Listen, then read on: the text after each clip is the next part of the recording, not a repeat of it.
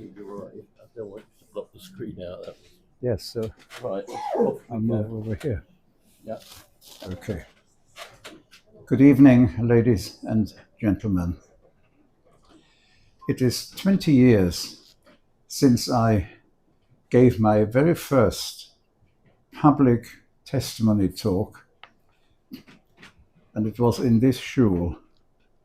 In fact, in this same hall. I was standing over there. 20 years is a long time. My story has not changed. It took me many, many years to bring myself to speak publicly, and this was the very first public account I gave of my experiences during the Holocaust. I have spoken many, many hundreds of times. My talks are not replicas every time. I was in the camps for 3.5 years, and to condense a talk into 45 to 60 minutes, spanning 3.5 years, means I have to be extremely selective. And it takes thought. I sit down, I did today for a while, and pondered on how exactly to phrase my talk here tonight. It depends partly on who I speak to, and from my point of view, you are an exceptional audience. I've been a member here for 50 years. Many of you are old and precious friends of mine. In fact, you're all friends of mine. And it behoves me to pass on my testimony to you. I guess you're all aware that the era of hearing testimony firsthand from a survivor is effectively at an end.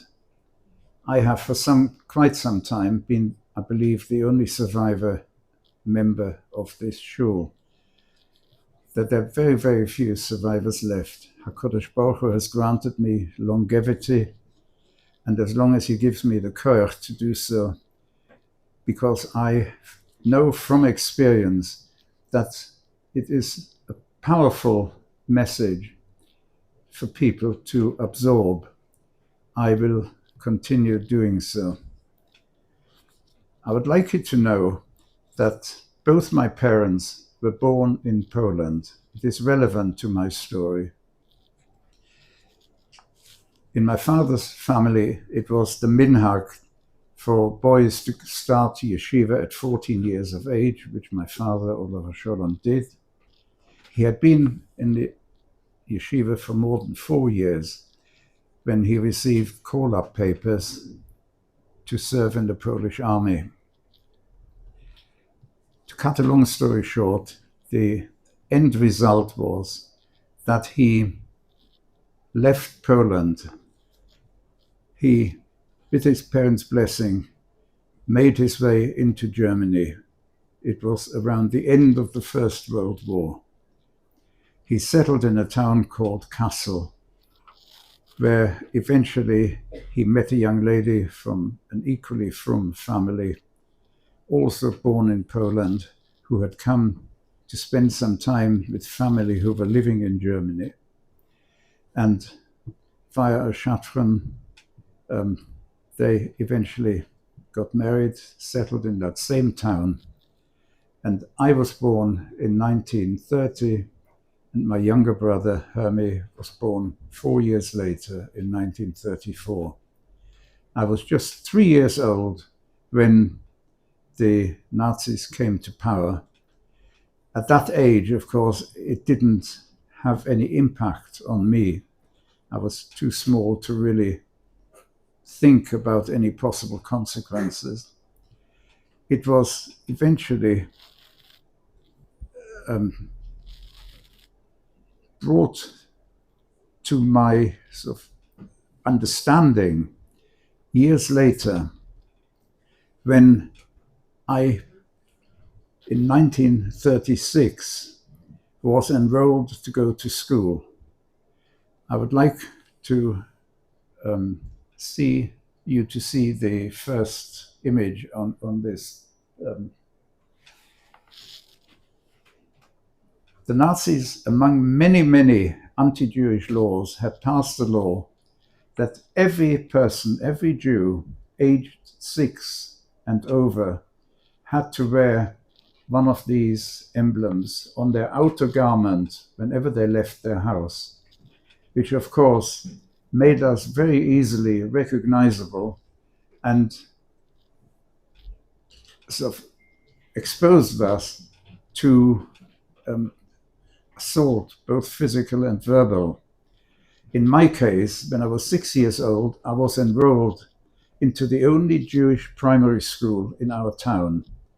Now, when I talk about the Jewish school, I would like you to understand that there were two communities effectively in our town.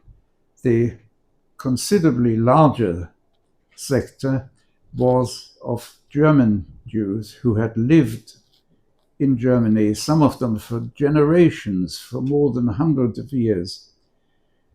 And they, over a period of time, had become fairly assimilated. It was only for a couple of decades before the Nazis came to power that slowly but surely a small refugee sort of community established itself in our town. They were all refugees who were fleeing from anti-Semitism and persecution from Poland, thinking they would find refuge in Germany. This community effectively founded its own Botei Midrashim, but of course they were too small to run a school, and they were permitted to send their children to the one and only Jewish day school, which catered for the more assimilated group of youngsters, those children of the German Jewish community. So my Jewish learning was not particularly in depth. It does not compare to attending a Jewish day school here today. I attended the school for 3 years, and during that time I became well aware of the persecution Jews were becoming subject to. I had to wear one of these. The Nazis had founded a youth group called the Hitler Youth, which eventually became so powerful that more or less every Jewish boy and every German Jewish young man, boy and a girl, had to join, because not joining caused suspicion to fall on their family for being anti-Nazi, and that could have serious consequences. So more or less every youngster had to join this youth group, Hitlerjugend. The prime aim of this young youth group was, of course, to indoctrinate the youngsters into Jew hatred. And they were young, innocent minds, many of them, and that they'd succeeded. By the time I began going to school, quite a large number of youngsters had already absorbed the Nazi poison, and they often lay in wait to attack us, sometimes just verbally, sometimes they attempted to do it physically. We had been warned by our teachers never to stop and fight, always to run as fast as we could. That began to bring home to me what lay in wait for us. My parents, Aleichem Hasholem, joined a waiting list for a visa to enter the USA, because it was almost impossible to obtain visas to any country. They were all sympathetic towards Jews, but when it came to granting visas, that was a different matter. It couldn't have been more different than what you see around you today and have seen for quite a number of years that so-called refugees, many of whom are economic refugees, not in any physical danger, have the world open to them. They can actually choose which country they seek refuge in. In those days, Halavai, even America, generous America, had an annual visa quota of 30,000. But by around 1938, they had a waiting list of 300,000 plus. So it shows you that it was absolutely heartbreaking. People saw the writing on the wall, wanted to leave, but couldn't find anywhere to take them. Some Jewish people actually paid illegal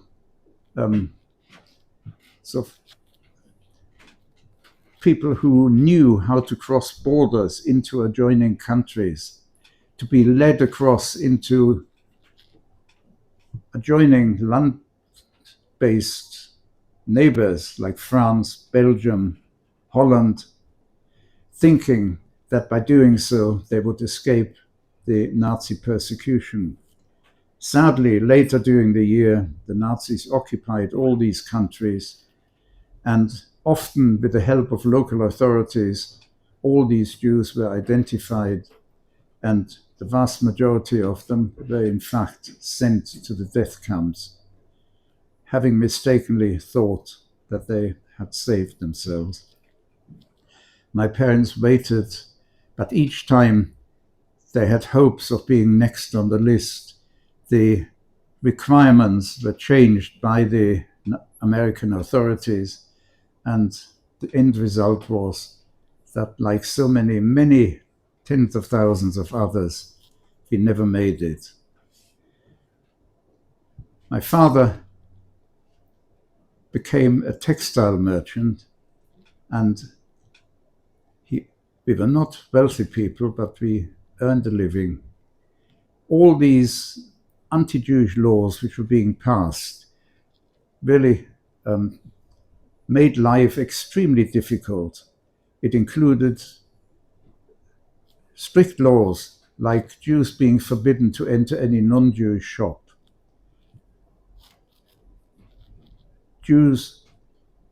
Non-Jews were discouraged from shopping in Jewish shops. You probably all have heard eventually of Kristallnacht, the night of the broken glass, so-called, when a nationwide atrocity was committed by the Nazis. On the night of the 9th of November 1938, led by groups of Nazi soldiers, but followed enthusiastically by civilians who had already been brainwashed into Jew hatred, because the Nazis had an ongoing, very intensive propaganda campaign to make Jews unworthy of life. They were portrayed as cockroaches, as subhumans, who it was almost sort of a benefit to mankind to exterminate. And after the war, there was a very difficult financial situation in Germany. And when people suffer physically, there was very large unemployment. People had great difficulty in earning a living for their families. Under these circumstances, you feel better when you have a scapegoat. And as was often the case previously, and certainly the Nazis encouraged it, the Jews were that scapegoat. Every German was led to believe that their current situation was the fault of Jewish people, and once they get rid of the Jews, life would be fine. There was very little one could do to save oneself. We had friends in America who attempted to help us, and it looked promising, but it never materialized. In spring of 1939, my father, Oliver Scholem, was arrested by the Nazis, just he, not the family. They said that although when he entered Germany 20 years before then, he gave up his Polish nationality, they have decided that he was after all Polish, and they were deporting him to Poland. The Poles could have shot him for not having served in the Polish army, but instead, HaKadosh Baruch Hu decided that they would instead send him back to Germany. The Nazis then arrested him and said that if they could not deport him, they would send him to the concentration camp. At the time of the Kristallnacht, the Nazis arrested 30,000 Jewish men to be sent to a concentration camp called Dachau, which was already open long before 1938. And that's the one he was scheduled to go to. My mother, Olea Scholem, courageously actually went to the Nazi office to plead for my father's freedom, saying he was a respectable person, he'd been a model citizen, would they kindly give him his freedom? And they said the only possibility of freedom is if he can show an entry visa to another country. After many, many refusals, my mother, Olea Scholem, somehow was inspired to hop on a train, travel several hundred kilometers to Berlin, and together with many other Jewish people who took the same route, she managed to get an appointment to see the chief passport officer. She told him her heartbreaking story, and he was actually emotionally moved by what he heard from her. And there and then he wrote out a single visa entitling my father, Oliver Scholem, to enter the UK as a refugee. And he promised my mother, Olea Scholem, that in a matter of a few weeks, he hoped to be able to give her, together with visas for the two children, that all three of us would be able to leave Germany, enter the UK, and become a family again. When this visa for my father was shown to the Nazis, they insisted that he had to leave within 24 hours. But thinking that our separation would be just for a matter of weeks before we would get our visas to follow him, although it was heartbreaking, it was doable. My father, to save being sent to the concentration camp, was persuaded to leave Germany that day. Unfortunately, 10 days after he left, the Second World War began. And that meant that Germany and the UK were now at war against each other. And it meant that my mother and us two children were now trapped in Germany. There was no possibility. We received just one postcard confirming my father, Oliver Scholem's arrival in the UK. And from then on, there was absolutely no contact between us.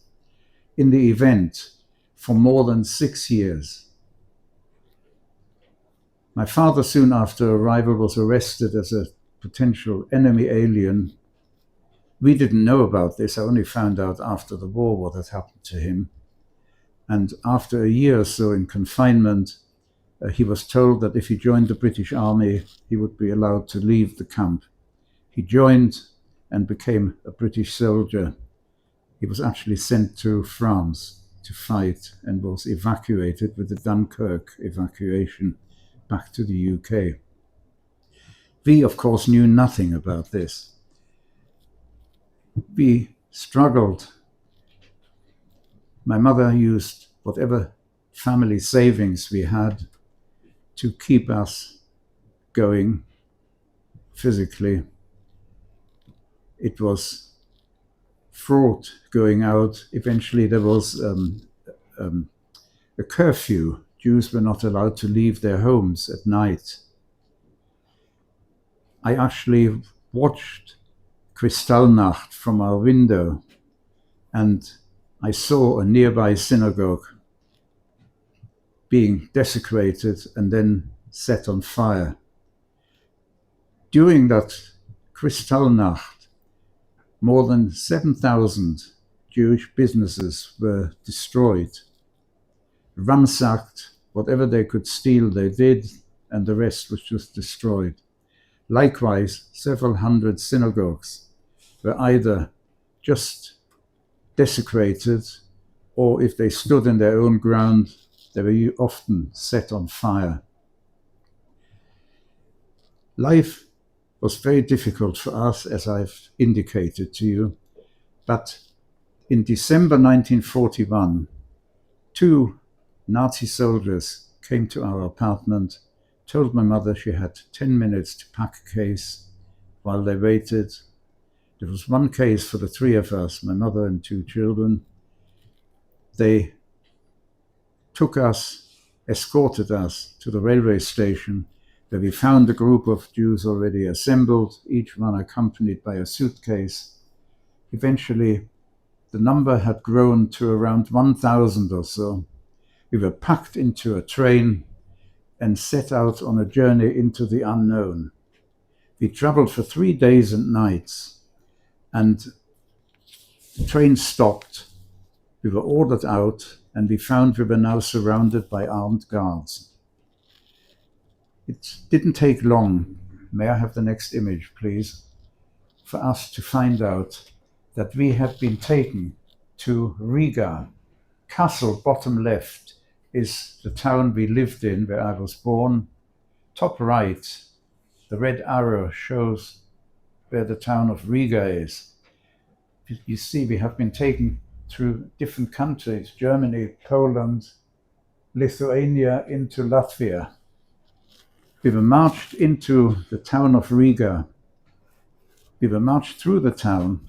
In the far corner of Riga, the poorest part of Riga, they had established a ghetto, which meant that that part of Riga town had been surrounded by a barbed wire fence with just one gate in and out. So we were locked in there. We were housed in crammed conditions. More than one family had to share a room. We were surprised to find things which appeared to belong to people left behind. It didn't take long before we found out firsthand from survivors that the Nazis, just a couple of weeks before we arrived, had committed an extraordinary atrocity.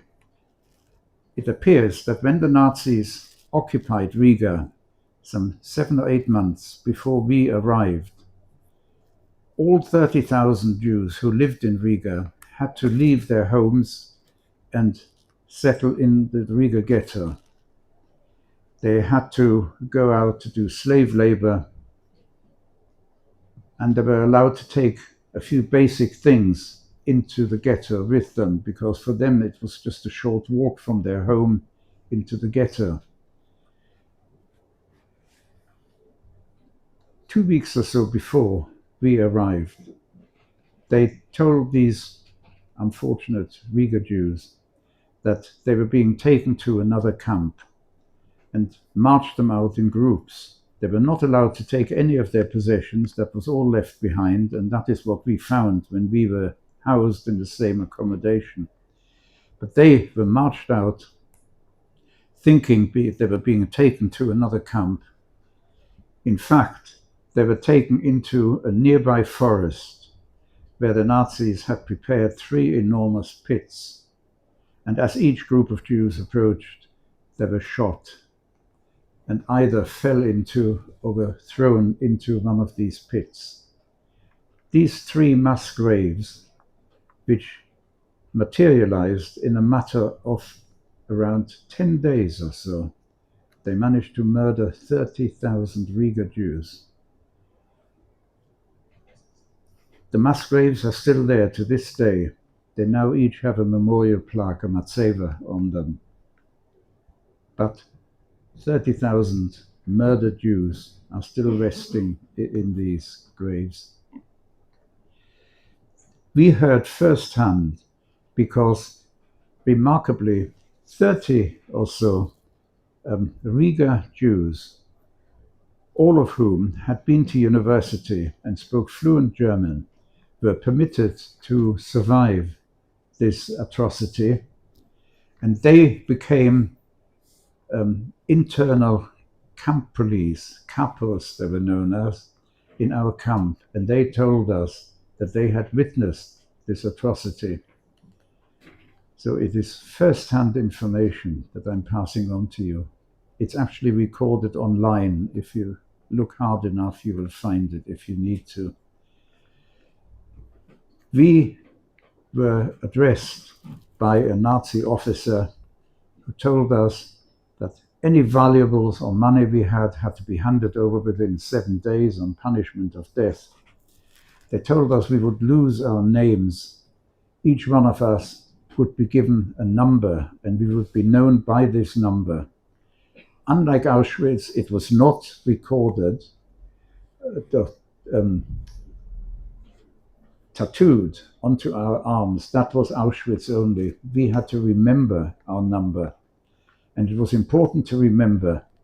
Mine was 56478, because if you forgot, you were liable to get 2 lashes from a whip, which was a good reason to try and remember it. He told us that all adults over the age of 13 would have to go out to work daily. Children under the age of 13 were permitted to stay in the camp. Quite remarkably, just in that camp, I was in a total of 5 different camps, and this was the only camp which allowed children under the age of 13 to remain alive without being able to supply slave labor. In every subsequent camp, if you were too young to work, too old to work, too weak to work, you lost your right to live. But here children were permitted to remain alive. That is the sole reason I'm here. While we were in Riga, one gentleman who had been a teacher in the Jewish school I attended approached me and said that my 12th birthday had passed. I was 11 when I came into the camp. And he said my bar mitzvah was approaching. He would like to help me, prepare me for my bar mitzvah. I wasn't too sure what he had in mind, but I agreed. And he calculated in his head a year hence, without a luach, which from my secular birthday, which parsha was likely to be my bar mitzvah parsha. He decided it was Parshas Tzav, and he began teaching me just one portion. And when he found that I was learning quite easily, he began teaching me more, and eventually he taught me the whole parsha of Tzav.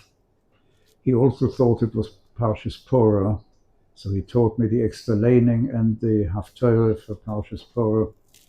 And when that Shabbos came along, miraculously, although everyone had to go out to work 7 days a week, he managed to round up 9 men, and I was counted as number 10 for the first time towards a minyan. And we had a Shabbos morning minyan, all very quietly done. The Nazis, of course, weren't to know anything about this, or there would have been chas v'chalila, major problems. And that effectively was how my bar mitzvah was commemorated in the camp. It was not a bar mitzvah that you would normally plan, But I have not come across any other boy who was as fortunate as I had been. This gentleman is unforgettable. I remember him all my life.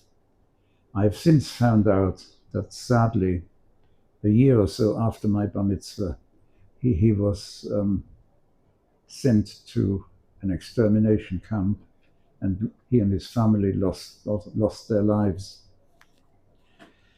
We continued slave laboring. That is, my mother was among the slave laborers. I had to look after my little brother in the camp. One morning in August 1943, we all had to stand for quite a long time, and they began reading out our numbers, like 46578, like mine. And each one whose number had been called had to step forward. They've assembled more than 1,000 people in that manner. Everyone else was sent out to work. We instead were packed into cattle trucks and sent to our second camp. It took us quite a long time. We were packed like sardines into these dark cattle wagons, no windows. The doors were locked from the outside. There was often a bucket provided for bodily needs, but never any food or drink during a journey from camp to camp. We reached the second camp, which was called Pretschu, labor camp, and it was indeed a labor camp. Each person was looked at, and if they were considered capable of slave labor, they were allowed to live.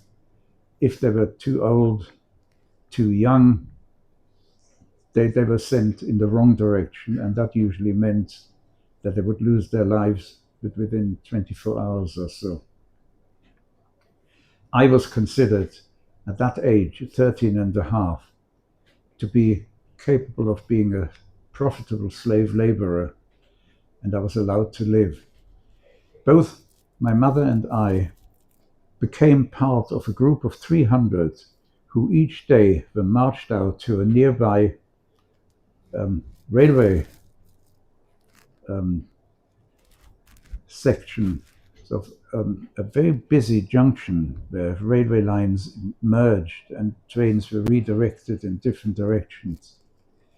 And the Allies had realized that the Nazis used the railway system for their military transportation. And as a result, they began bombing the German railway lines, and we were used to dig up the bomb-damaged rails and prepare the ground and eventually lay replacement rails to make the line serviceable again. The Allies did not give up. They came back and bombed again and again. And as soon as we had finished one repair, we were taken to the next bomb-damaged section to be repaired.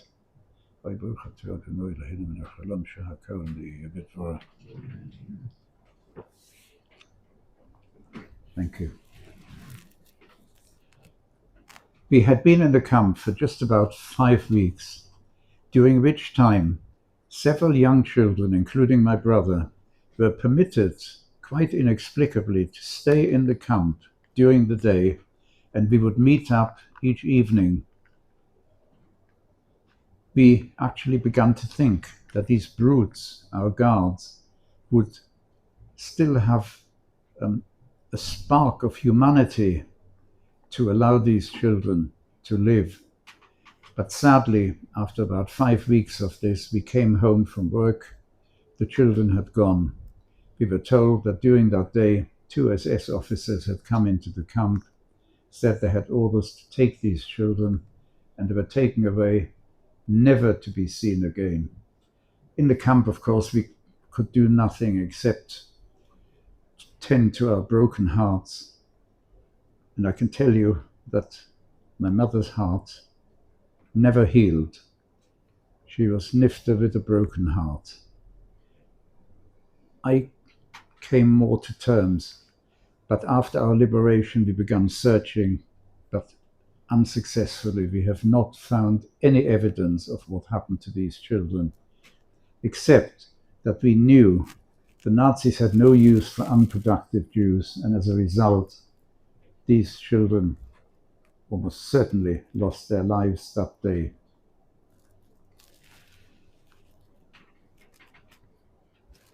We carried on repairing railway lines for almost a year in that camp. And I would feel I ought to tell you just one thing about this camp. I know I am tight for time, but the Nazis wanted to ensure that they got value for money in return for the starvation diet which they fed us from the day we arrived, literally without a break, until we were liberated 3.5 years later. They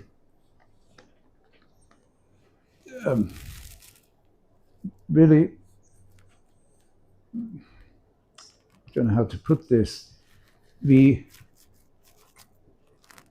instead of going to work that day, we had to stand to attention for a long time, and then in groups we were taken into a nearby hall. As we entered, we were ordered to strip naked. Then naked, we had to shuffle forward, single file, until each one of us stood facing an SS officer, who usually just glanced for a moment at the person standing there and pointed left or right. By that time, we had been in the camps long enough to realize that this meant life or death. On our first selection, soon after we arrived, people were so innocent, they had no idea of the significance of being pointed one direction or the other. But by now we knew very well what it meant. As I shuffled forward, naked, a man behind me leaned forward and whispered to me, because we were not allowed to speak. If by chance he asks you your age, say you are 17. And quite incredibly, as I stood there, that was the question he asked me. As I had been prompted, I replied 17. And extraordinarily, although I was only 13.5 at the time, he pointed me in the direction of those allowed to survive, to live. Quite remarkable. I found out later a reason for it. If I have a chance, I'll tell you. But I think of this man behind me who prompted me sometimes as a malach who was sent to save me, because I don't think I would have had the resource to reply 17. And if I have a chance, I'll explain to you the significance of 17 a bit later. My mother was some distance behind me. I had to leave the hall naked to join my group of survivors outside. When it was her turn, she was pointed in the opposite direction, and she, like everyone else pointed that way, knew that that meant they had been condemned. They had no choice but to leave by a different door, join their group. I had barely reached my side of survivors when, quite spontaneously, a small number from the condemned side began racing across.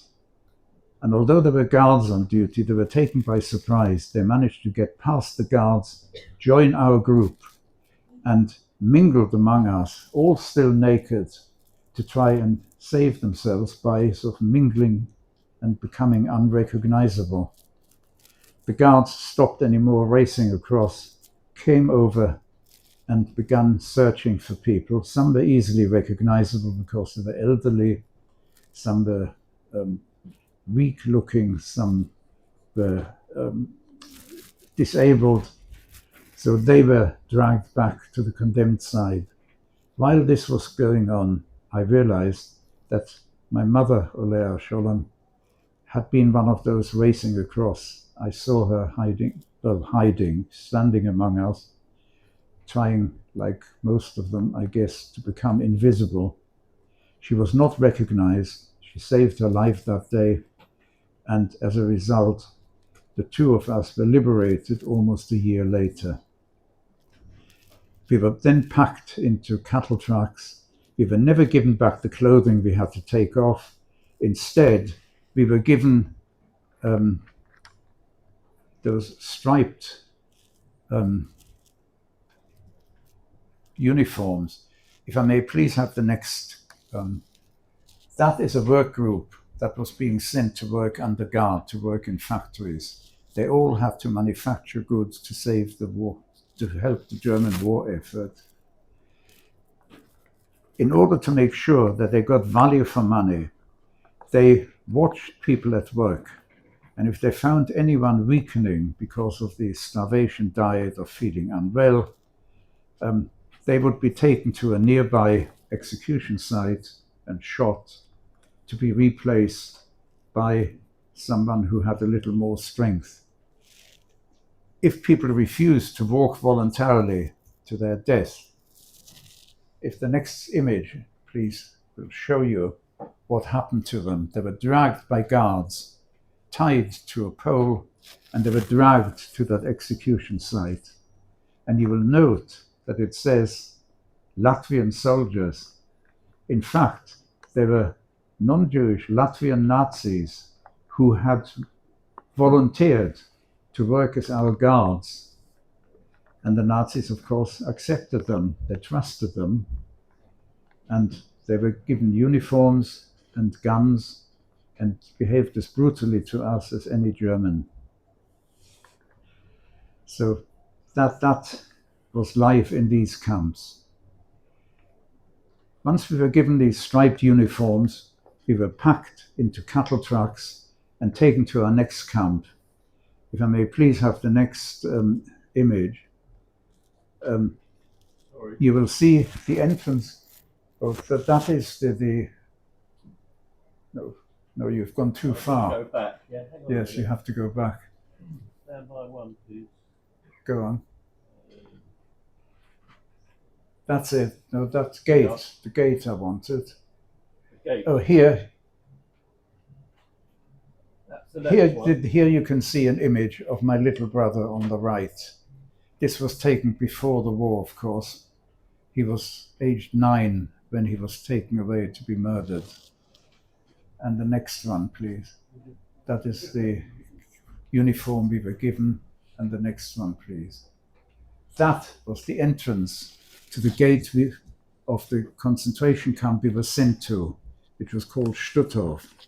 The gate was known then as the Death Gate, because once you walked through that gate into the camp of Stutthof, it was effectively a death sentence. Very few people ever left Stutthof alive. But we, this group of 300, soon became the envy of the camp when it became known that we would be sent to another labor camp, which indeed we did.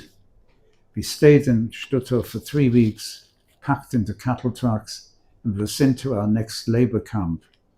This labor camp was known as Stolp, and we realized once we reached there why we had been allowed to leave Stutthof alive. We were put to work on another railway junction, which the Allies were bombing, to do exactly the same work, digging up bomb-damaged rails and relaying new rails to make the line serviceable. We had become a sort of vital labor source. We had a year's experience now of doing this work, and the Nazis needed us to keep the railway system going because they used it for all their military transportation. So that is how we were kept busy. This camp was brutal. Starvation was as severe as in every other camp. And it was a busy railway junction with lots of military trains coming, some stopping to be sort of reconfigured, some wagons were uncoupled from one train, coupled onto another. And a rumor went through the camp that some of these trains contained food destined for German soldiers. A group of inmates driven by hunger. And I have great difficulty in trying to make you understand what I mean by hunger. It's not like a tarnes or even a tarnes for 2 days. Hunger ongoingly. And we had been subject to this from the day we arrived in the camp, has a very, very powerful effect on the mind. And sometimes people feel more or less ready to commit murder in order to get hold of a scrap of food to satisfy their raving and craving stomachs, who take over their mind. It's difficult for me to put into words, but some people broke the seal on one of these wagons. They found some food and, of course, gulped it down.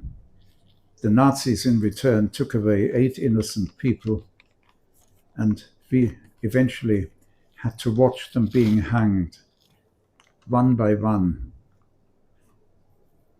to terrify us into obeying Nazi orders. Days after this incredible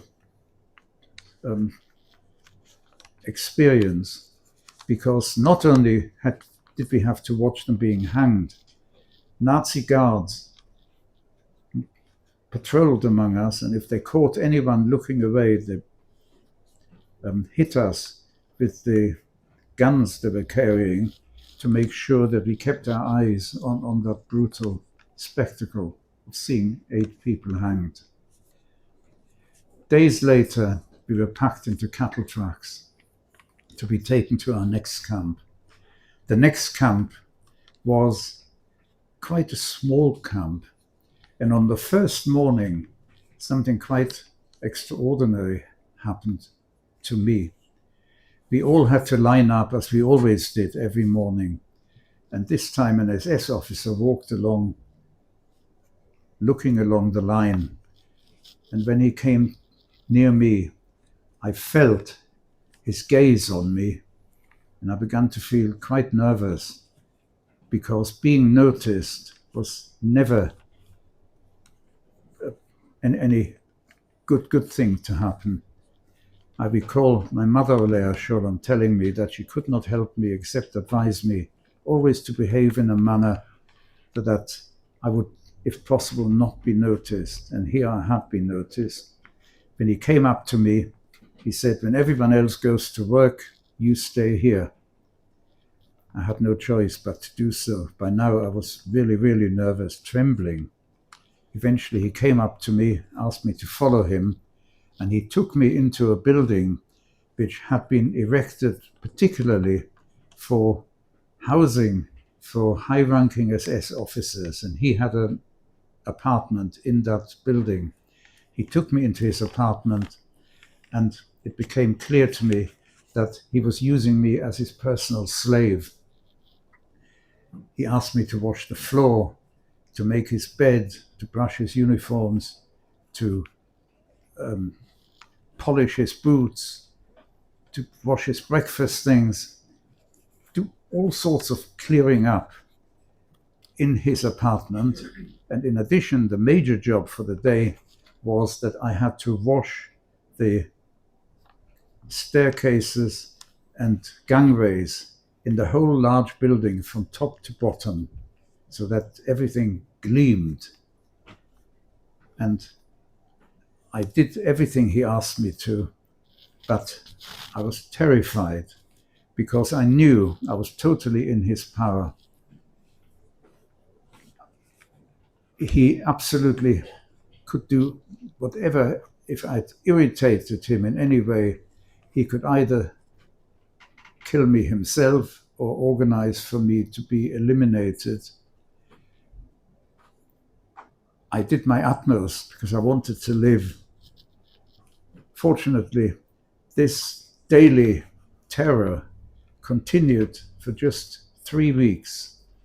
We were lined up again, packed into cattle trucks. And we were, this time, I remember on this particular occasion, more of us were packed in. There was no room to sit down. In fact, if anyone fainted or died, and people did, they weren't able to fall down. Pressure of adjoining people kept them upright. That is how we were transported. They never gave us a destination, but we found we had been taken back to the same concentration camp of Stutthof again. If I can have the next image, please. On the left, you see what Stutthof looked like. This is only a very partial view. There were lots of these barracks comprising this camp of Stutthof. It was able to accommodate 25,000, but by that time, the end of 1944, there were close to 50,000, and we had to sleep at least 2 to each bunk bed. On the right, you see guard towers. Although Stutthof had a high voltage electric fence, in addition, they had put up guard towers. My mother, Olea Sholem, was in the same camp, but there were 2 camps, men's and women's, and they were separated by barbed wire. Initially, when we were working, repairing the railway lines, my mother and I were in the same slave labor gang, and we sometimes had a chance to exchange a few words. But now we were not working, and there was no way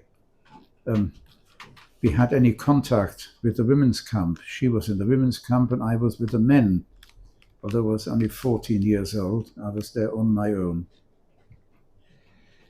Occasionally, I would try to get near the fence between the 2 camps, but there was a guard tower right there, and if the guard noticed, he would point the gun and shout, and if you didn't move smartly, you were quite liable to be shot.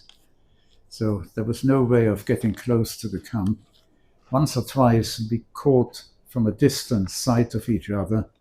We couldn't speak, but at least each knew that the other was still alive. Life was really, really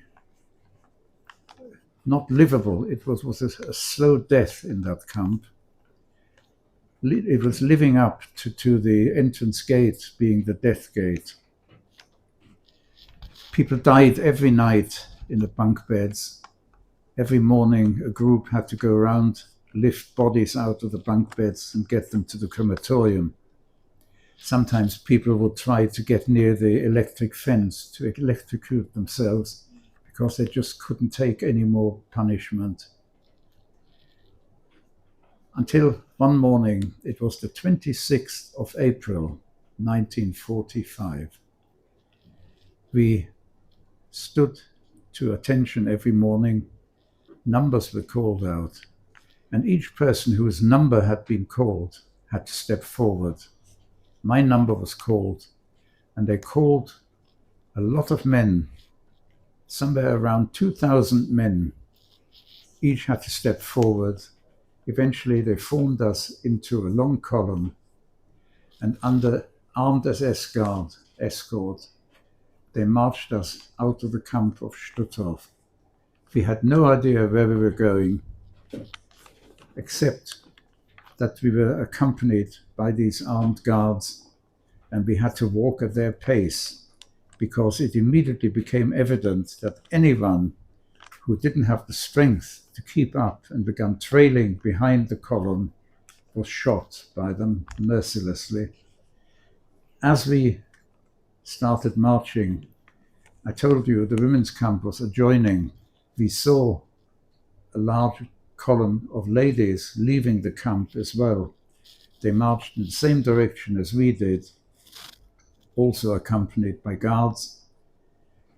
And of course, immediately I began thinking, is my mother, Alea Sholem, marching there, or is she left behind?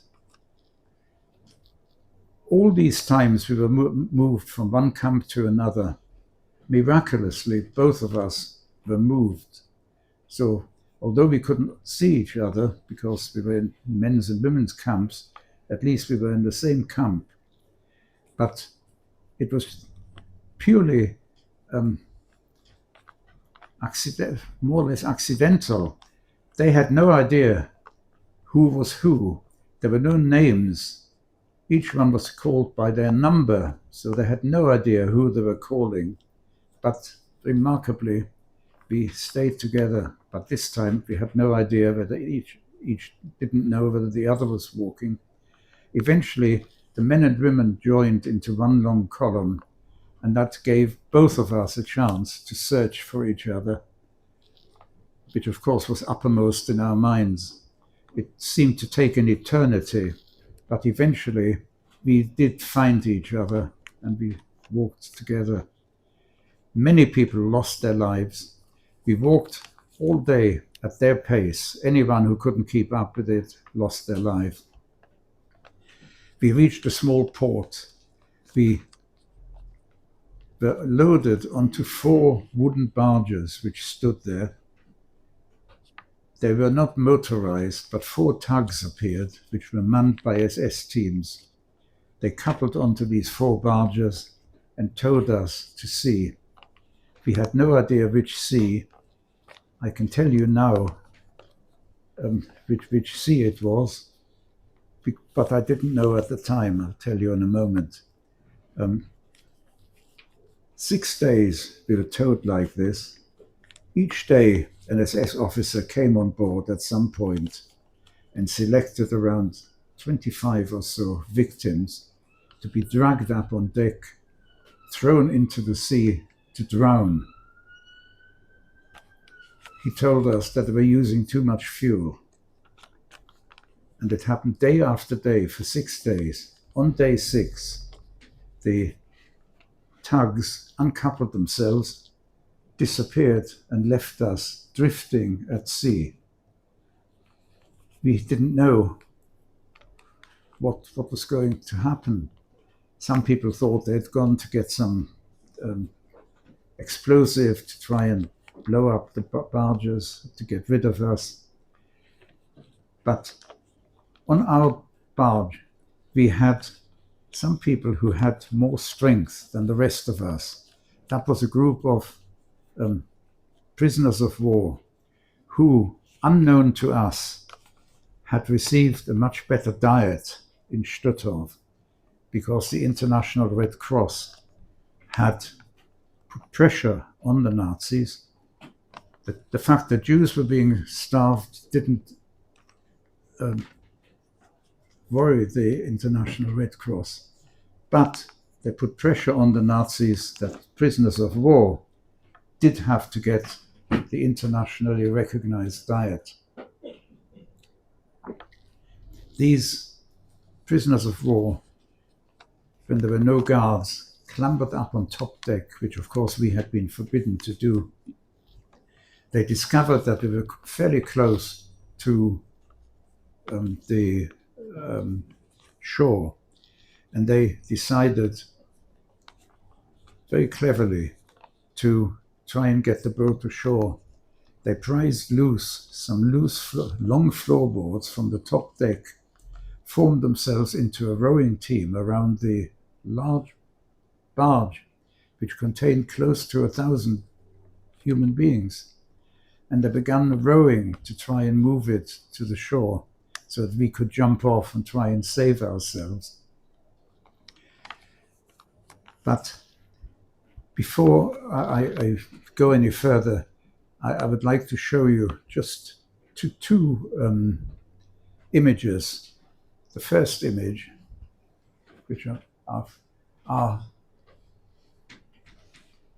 the crematorium ovens at Stuttgart. These are the ovens which are designed to burn a human body to cinders, including bones, turn it into just ash. in a matter of minutes.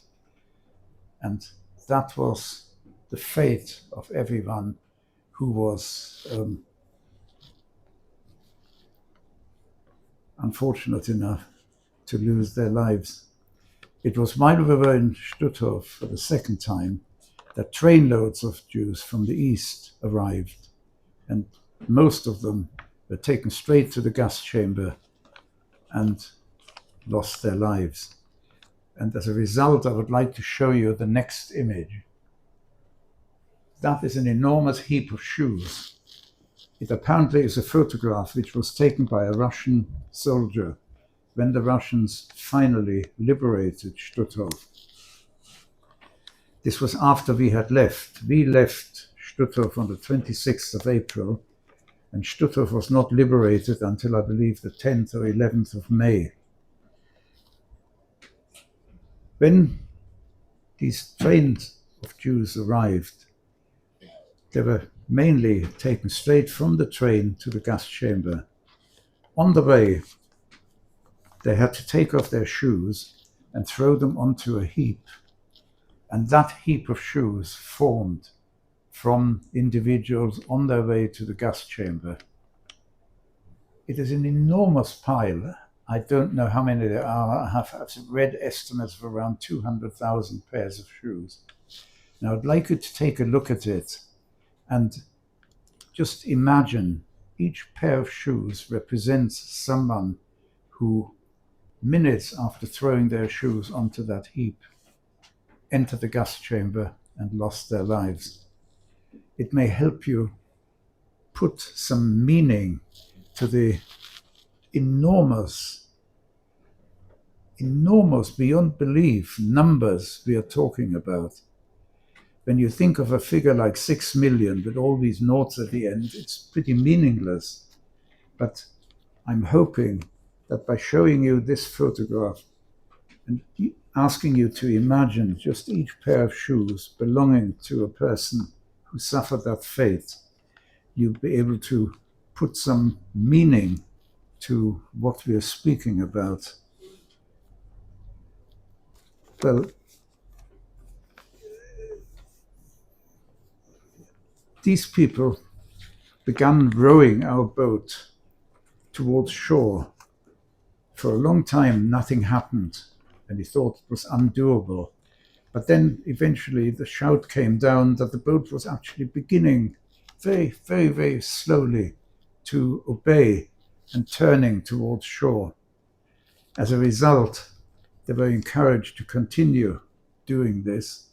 When they were utterly exhausted, other people came up and took their place, and extraordinarily, we were, I believe, I think I'm not far out, probably about 500 or 600 meters from shore initially.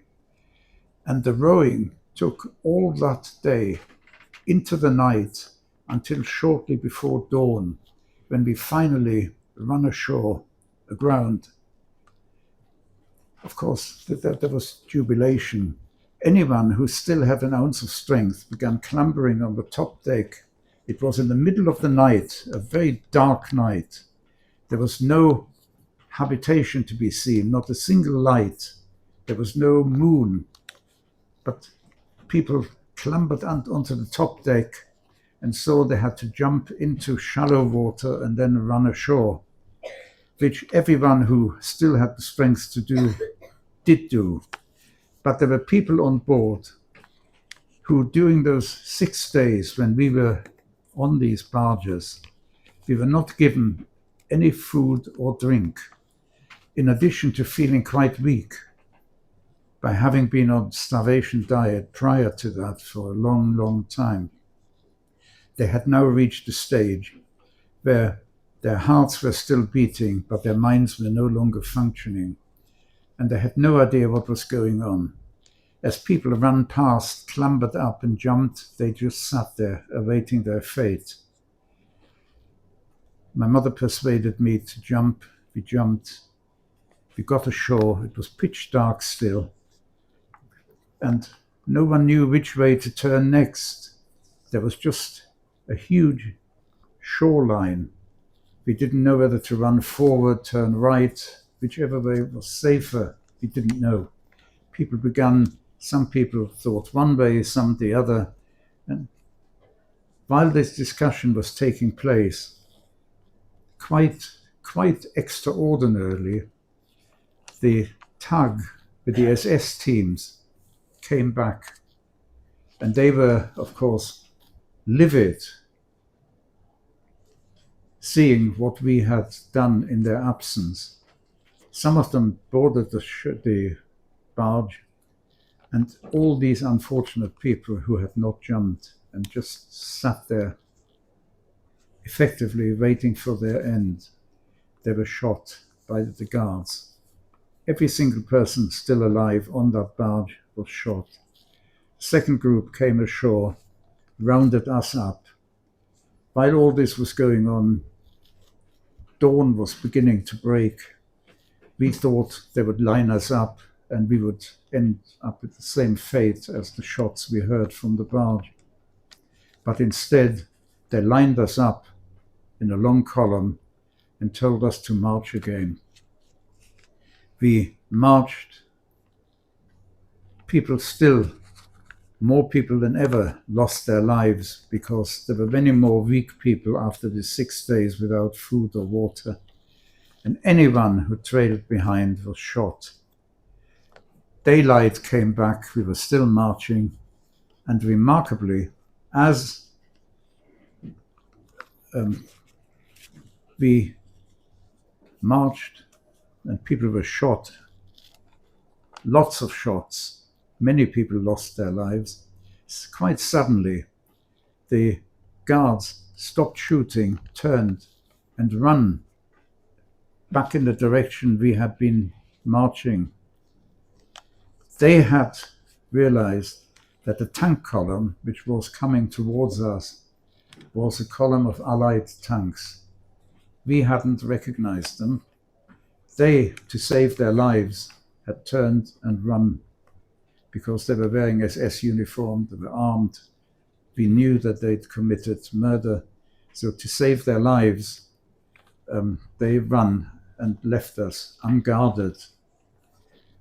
Once people began recognizing the Allied tanks, there was, of course, joy, which I really cannot express in words.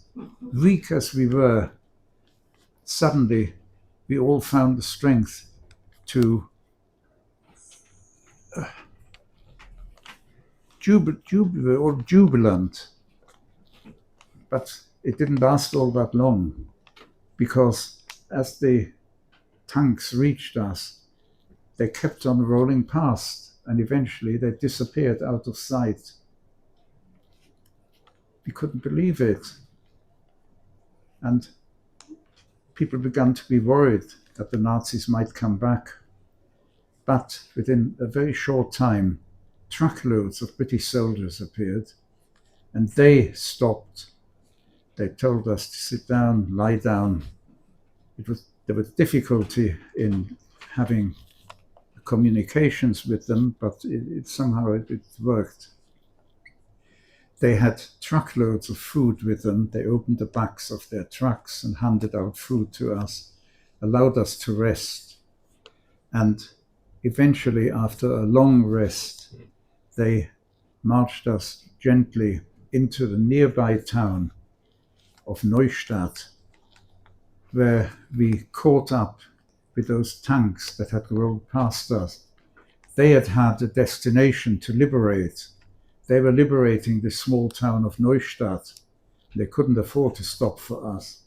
But eventually we caught up with them. They had already liberated Neustadt. And that, ladies and gentlemen, is as far as my testimony around the Holocaust continues. I feel that if time permits, does time permit me to go on for a little while? If I can please have the next. This is a photograph of the barge on which I was. I told you they used floorboards. You can see floorboards sticking into the water there. When they reached ground, when they ran aground, they abandoned the floorboards and jumped. And here you can see this photograph was taken. We were liberated during the night of the 3rd of May, 45. This photograph apparently was taken on the 4th of May, just a day after we were liberated. And no one knew about it. It was taken by a private person who went for a daily walk, presumably, saw this barge which hadn't been there before, and he snapped it. And they kept it as a personal photo. It was only a couple of years ago when the citizens of this town of Neustadt I mentioned decided to build a small museum, and they asked for people to release any memento they had dating back to the time of liberation, that this photograph was released by the family who had taken it.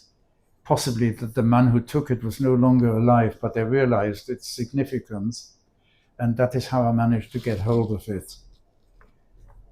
Something quite remarkable happened just a few weeks ago. My wife and I went back to Neustadt, to that same spot where I had jumped off the barge.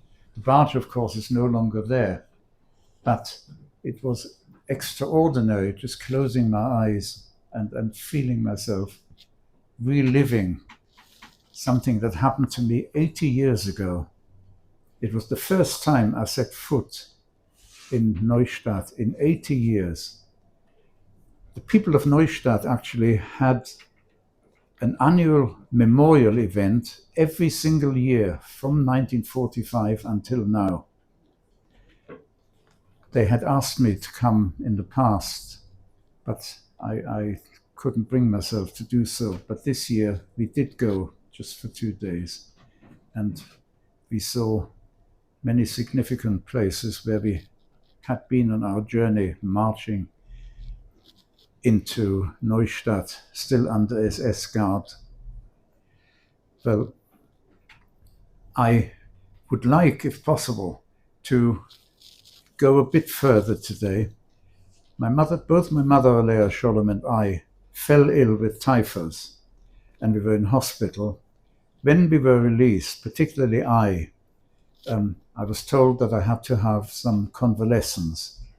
And because I was only just turned 15, just 2 weeks before, my mother, Alea Sholem, was permitted to act as my guardian and come with me.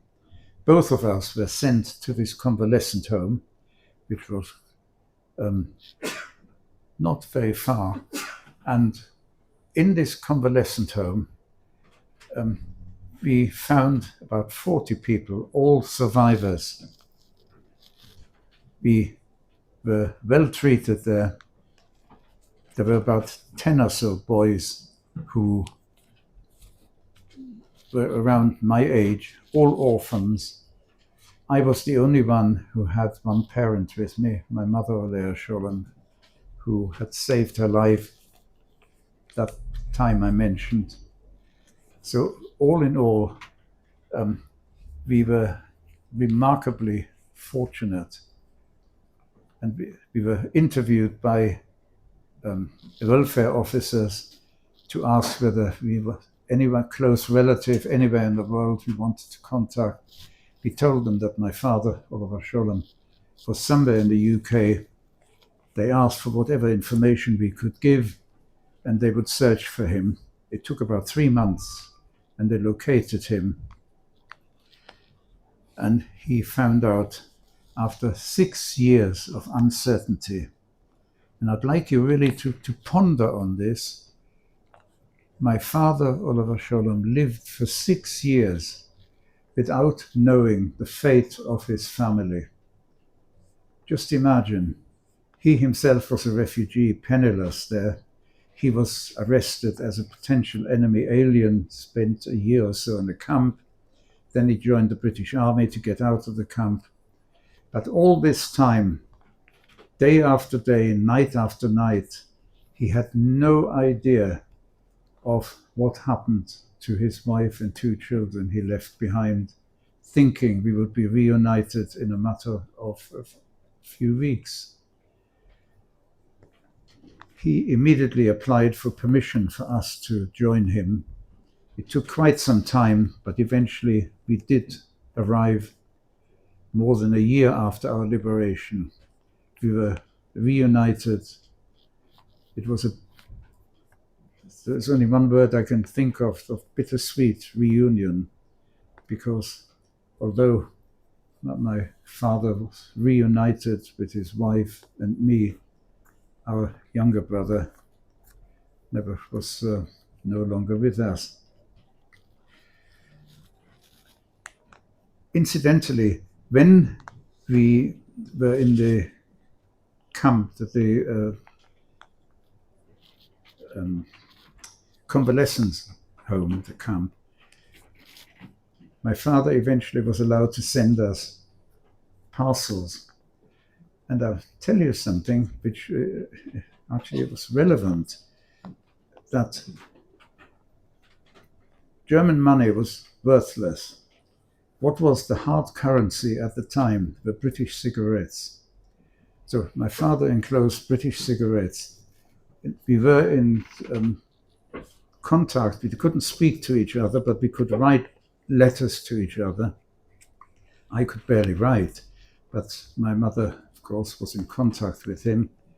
And in the first parcel he sent us not only British cigarettes, but he sent a pair of tefillin and a siddur for me. So during all this time of agony for my father, his Yiddishkeit remarkably remained as strong as it ever had been. He lived in Stamford Hill. He joined a well-known synagogue. Some of you at least will have heard of it. It was Grove Lane Shul. Many of you probably had parents or grandparents who lived in Stamford Hill and know that.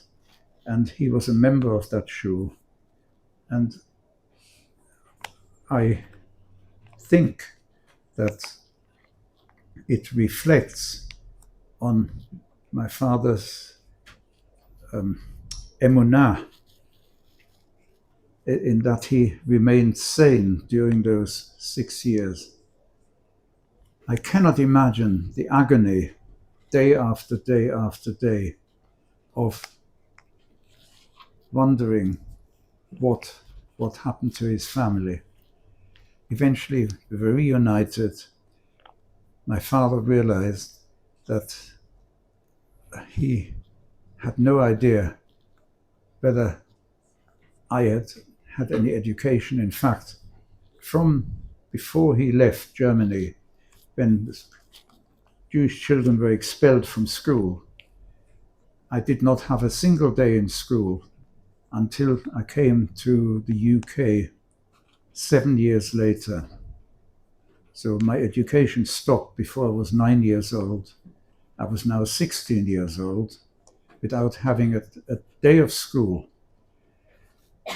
My father began teaching me to read from the siddur, took me to shul, showed me how to put on tefillin, and he actually expected too much from me.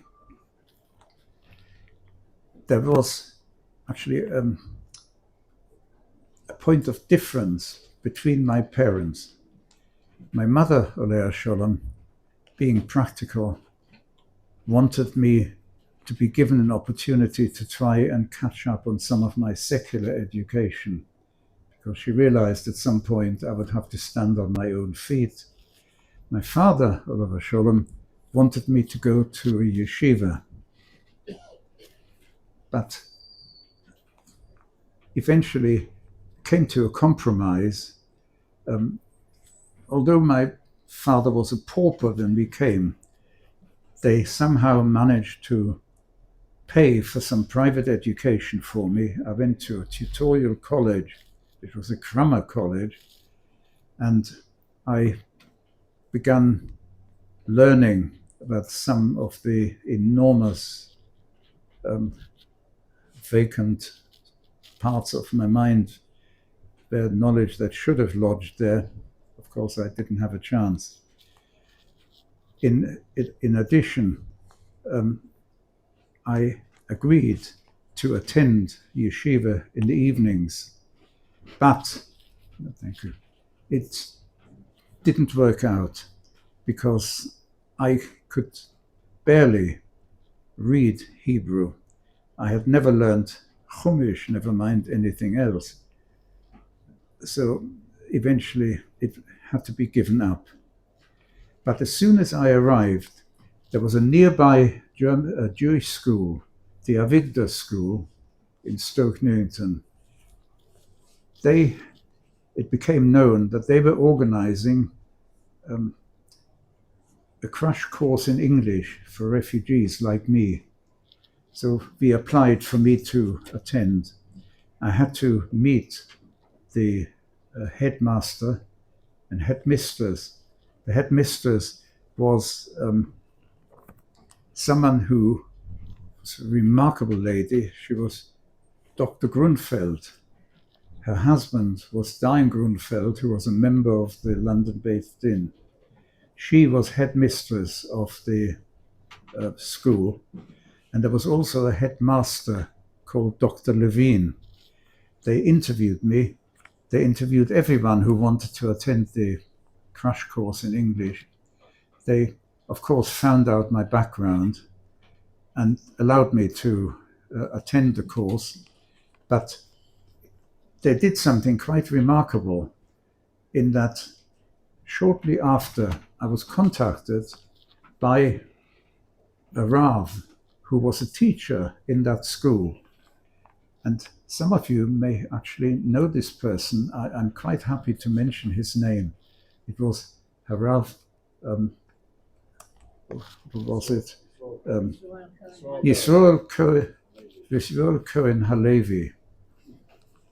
He was a teacher at the school at the time. He contacted me, and he lived just round the corner from us. We lived in Kazenhof Road, and he lived in Alcam Road, round the corner. And he said he would be very happy if I would walk over to him on Shabbos afternoons, so we could do a bit of learning together. And in that way, he sort of began initiating me into what it really means to be Jewish. I must confess to you that all these years in the camp, I did not think of God. I did not ever plead with God, as some people seem to have done, saying, God, if you save my life, I undertake to do so and so if I survive. None of that occurred to me. So initially, it became very difficult for me when my father, or Shalom, gave me a siddur, this German translation. I began to read what words of prayer we address to the Almighty. And it really caused me to be in turmoil, because I understood that we actually address HaKadosh Baruch Hu by being kind, just, merciful. And my memories of what I felt by then must have been decreed by HaKadosh Baruch Hu, because as I began developing in the UK, it was wonderful. I had my first taste of normal life when I arrived age 16. And everyone was very kind and helpful to me, including in trying to teach me. And it really became a turmoil in my mind. I was addressing HaKadosh Baruch Hu in these terms, and I couldn't understand how could the Almighty, who I realized was the same Almighty God that as I began to learn Chumash with the Rav from the school, he began to make it clear to me that we are davening to the same God that our forefather Avram Avinu and Yitzhak, etc., davened. And it became clear to me that God must be infinite. This was thousands of years ago, and we are praying to the same God. And slowly but surely it began to dawn on me that since we are finite, our minds are also finite. And therefore, our minds are not capable of dealing with an event like the Holocaust. It just is incomprehensible to a human mind.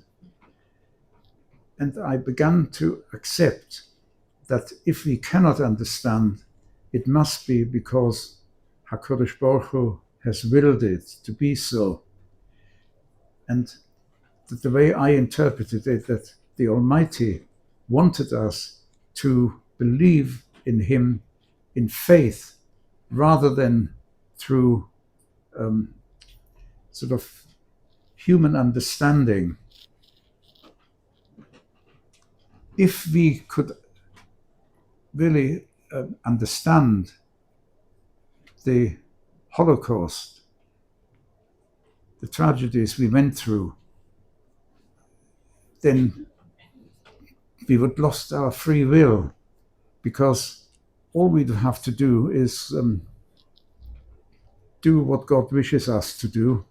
And if we got a reward for it, that it was easy to be a goodie, but you didn't need to have faith.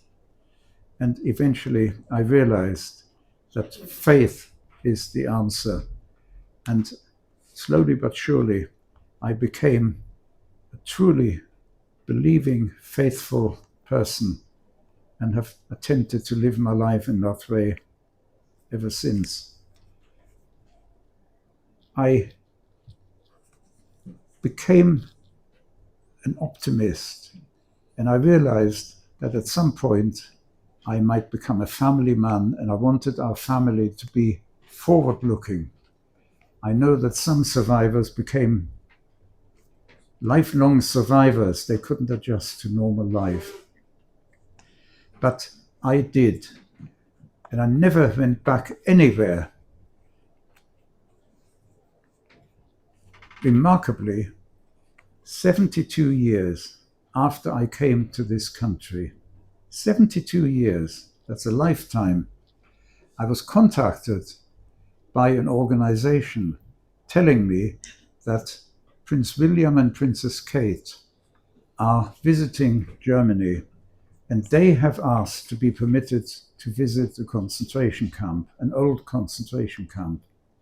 And the camp that was chosen was the camp of Stutthof, where I had been twice, once for 3 weeks and once a second time for a longer spell. And they had also asked, if possible, to speak to a couple of survivors. They asked me and a friend who was also in Stutthof to return to meet the royal couple there as requested. It was an extraordinarily decision to have to make. I was on the point of refusal, but I decided I had to do it, and I agreed to go, and so did my friend. And we met the prince and princess, if you have the next image, please, in Stutthof. My friend was Ziggy Schipper. He's there on the right. Sadly, he left this world about 2 years ago. We became lifelong friends.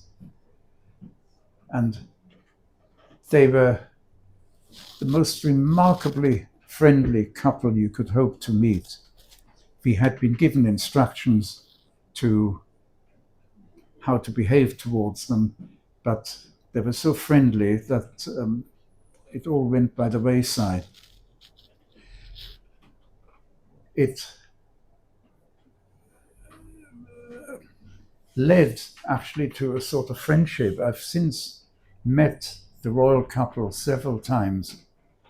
And I promise you, when I arrived here, age 16, I didn't dream I would ever get within a mile of royalty. But here I have been somehow initiated into this situation. And this was replicated. I don't have time to go into it, but if you show the next, this was the message left behind by Prince William and Princess Kate. They were asked to write a message into the VIP visitors book, and that was it. If you've had a chance to read it, then we can go on to the next, and that would be the last image I will show you. Prince Charles decided that he would want to commemorate the Holocaust in his own way. Now, he is strong on arts. He selected 7 survivors and 7 artists. I was one of the 7 selected, and I had my portrait painted by an artist selected by him. This was taken on the day in Buckingham Palace when these portraits were unveiled. And he was Prince Charles at that time, but I have met them again since they have become king and queen. So all in all, I don't know what I've done to have had this experience, but in fact I've had contact with 3 generations of royals. I met the Queen and Duke of Edinburgh at a party they gave for survivors. I met the present king when he was prince and princess, and I met William and Kate. And here I am, same old chap that I ever was. I think I must stop here to give you a chance for asking 1 or 2 or 3 questions. I don't know how much more time we have. I think I asked you last time. First of all, can I thank Mr. Goldberg? Pardon? Second, formally, shortly. We have time for a couple of questions. Anyone wants to ask a question? Ask that one first. Sorry. Yeah. Why did they transport you from? I asked you last time. Why did they transport you from Germany all the way to Riga? Like, why didn't they kill? They were in the killing mode. Why did they transport you in 1941 from Castle to Riga? I've read a story about it. Sit down. Oh. Everyone can see you from the front. Thank you. I have Give him the mic. well, what I have heard about it is that they made a decision to begin transporting Jews from Germany to the eastern countries for, well, officially they said rehousing, but for extermination, after first exploiting us for slave labor. And the order was given that transports of 1,000 Jews at a time had to be sent to Latvia. The Latvian Nazi authorities had no idea where to house these people. The Nazis here in Kassel, in Germany, in these towns in Germany from which the Jews were deported, didn't care what happened to them there. But the local Nazis didn't know what to do with these Jews when they arrived, because they were to be exploited for slave labor. They didn't know where to house them. And eventually, what they decided is actually to murder all these Riga Jews in order to house the German Jews, which they didn't want to have, but the Nazis in Germany insisted that Jews had to be deported to the east now. That was a decision by, I don't know, Eichmann or whoever was in charge, and it had to be obeyed. So in desperation, apparently, they decided to murder these Riga Jews to make space to house us. Because the Riga ghetto continued on its same system as before. Before it was Riga Jews who had to slave labor, now it was German Jews who slave labored. But that was the only way they could house the German Jews, apparently. That is one story I've heard. That the Riga Jews were never murdered innocently to provide space for us to take their rooms. That was a big mess, because it would have made sense that the Riga Jews should work there and then... That's right, yes. That is one explanation I've come across. Let's Sorry. take one or two questions now. Anyone would like to ask a question, up in the microphone over. There's a lady there. Yep. You mentioned number 17 and said you might come back to it. Oh, yes, yes. I have since been told that these selection officers who stood there just mechanically pointing left or right, depending on how they felt about the person facing them, had been sort of instructed, a sort of guidance, that generally speaking, from the age of 17, people tended to make profitable slave laborers. So in their minds, that they already had the figure 17 somehow lodged, thinking that 17, they'll make a profitable slave laborer, we'll keep them going to exploit them. And I feel that as he stood there, seeing person after person after person, when it came to me, and I actually said out loud 17 in reply to his question of my age, that 17 rang the bell in his mind, that 17 profitable slave laborer, and without really looking at me, because I didn't look 17, he just mechanically pointed me in that direction, and that saved my life. But I don't think I would have had the resource to say 17 without that Malach. I don't know the fate of the man behind me. I never saw him again. But believe me, I've given him quite a lot of thought over years, and I don't know what to make of him. I've never seen him before, never since. And thought has occurred to me that somehow he was sent to save me.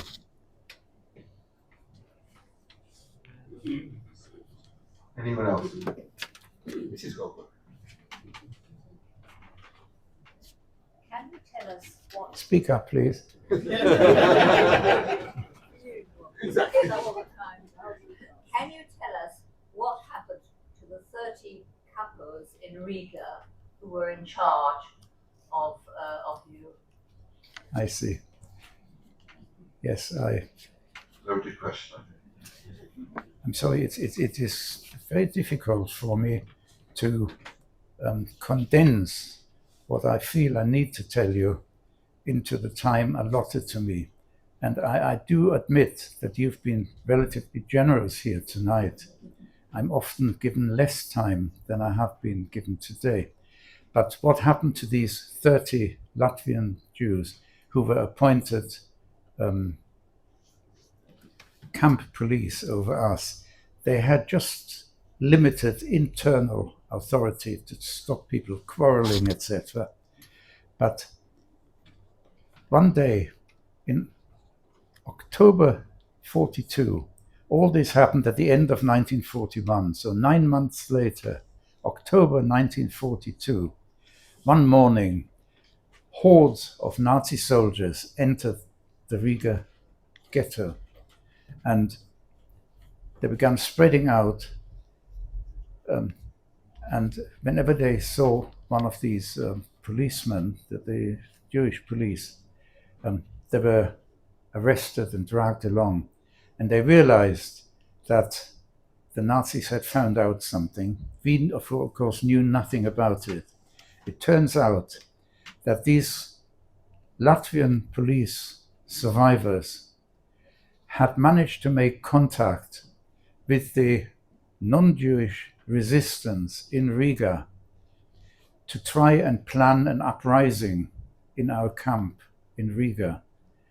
And if the Nazis hadn't found out about this plot, what happened was that they actually made contact with the resistance, and they'd actually managed to smuggle some arms into the camp, but they felt 30 people were not enough.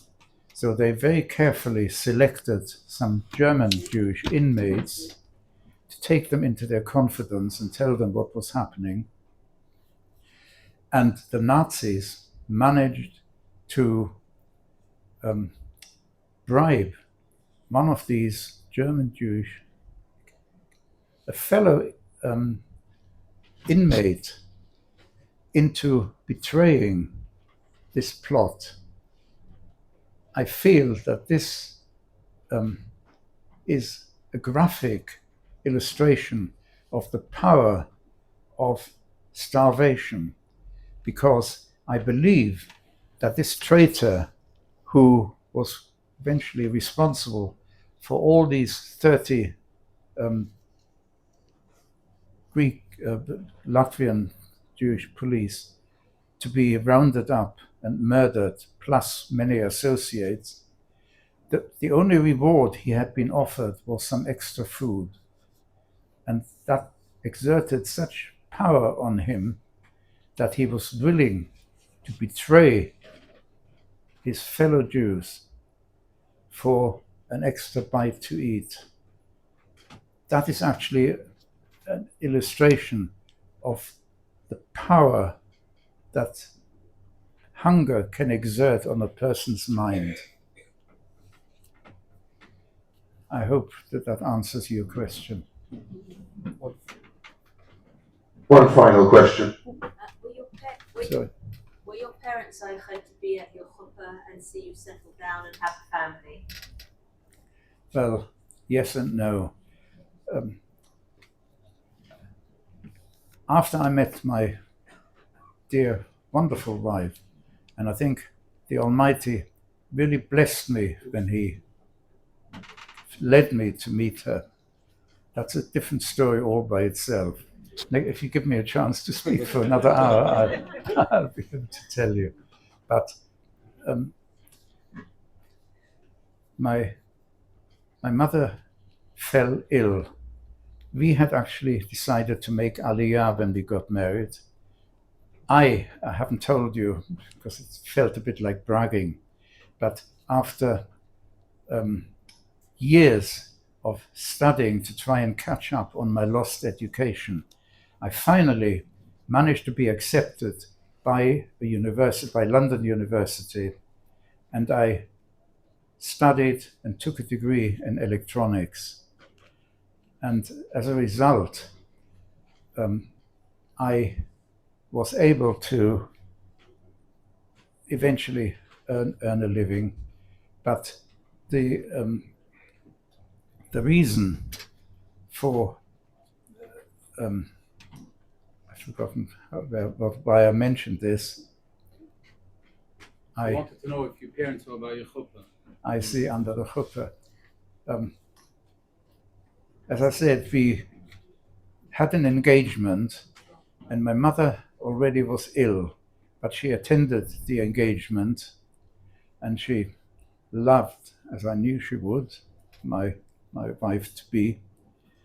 But 10 weeks before our wedding date, my mother, Olea Sholem, was nifta.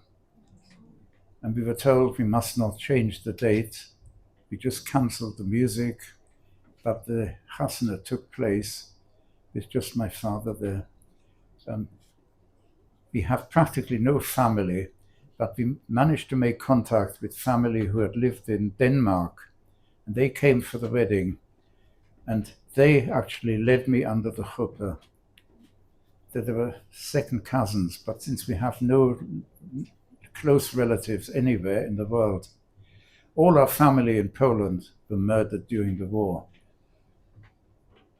So I was led under the chuppah by these cousins, and sadly, I've just fairly recently had the 64th yahrzeit for my mother, Olea Shalom. Thank you very much. And I think we're very much honoured. Thank you very much. Well, I think we're very much honoured to have as members like Hilla, such a wonderful gentleman, as Manfred Goldberg, recently Manfred Goldberg MBE. And I would like to thank everyone for coming up. And I'm sure we'd like to continue this at some other time, because I'm sure Mr. Goldberg's got many, many more stories to tell. Thank you very much, everyone. Educator now.